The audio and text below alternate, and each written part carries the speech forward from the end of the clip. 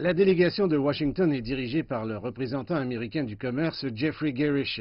Les deux parties discuteront de la manière de mettre en œuvre le consensus atteint par les dirigeants des deux pays le mois dernier.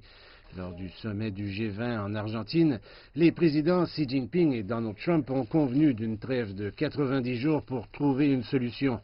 Depuis lors, la Chine a annoncé une suspension de 3 mois des hausses de tarifs sur les voitures et les pièces détachées américaines. En contrepartie, les États-Unis ont reporté une hausse de tarifs de 200 milliards de dollars de marchandises chinoises. Dimanche, le président Trump a déclaré que les négociations commerciales avec la Chine se déroulaient très bien et que la faiblesse de l'économie chinoise donnait à Beijing une raison de travailler à la conclusion d'un accord. Le ministère chinois des Affaires étrangères a répondu à ces remarques. Le statut économique de la Chine n'est pas notre motivation principale pour les négociations. Depuis le début, nous croyons que les frictions commerciales entre la Chine et les États-Unis sont négatives pour les deux pays et pour l'économie mondiale.